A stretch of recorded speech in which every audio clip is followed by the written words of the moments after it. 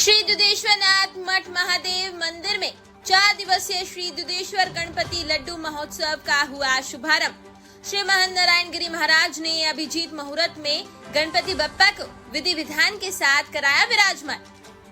गाजियाबाद के सिद्ध पीठ श्री दुधेश्वरनाथ मठ महादेव मंदिर में बुधवार को गणेश चतुर्थी पर विघ्नहर्ता भगवान गणेश विराजे।